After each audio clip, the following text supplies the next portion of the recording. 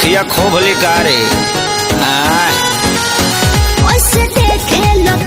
आँख फाड़ के अपना आँखी से चश्मा उतार के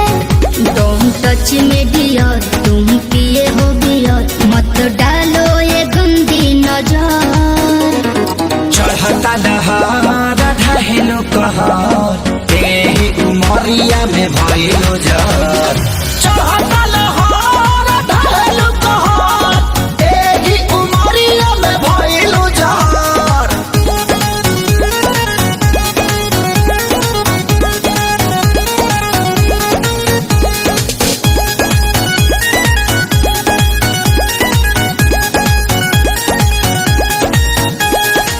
जवन जवना तू खा लो उहे हम हो खानी हो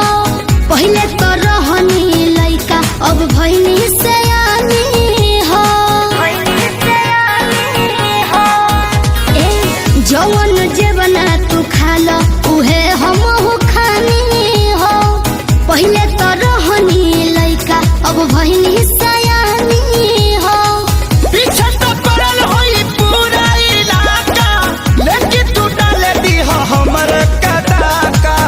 हमके लागे बड़ी डर कुछ हो जाए अगर पापा छोड़ी है न कवनो कसर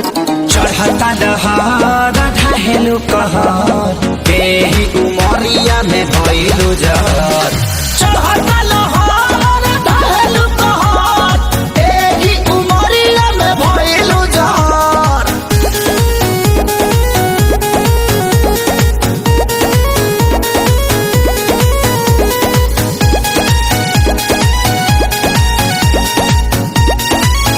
हेलो गाइस, मेरा वीडियो अच्छा लगा तो प्लीज़ चैनल को सब्सक्राइब करिए, वीडियो को लाइक करिए और कमेंट करिए, शेयर करिए,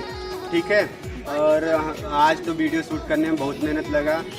तो प्लीज़ आप लोग वीडियो को देखिए और प्यार दीजिए।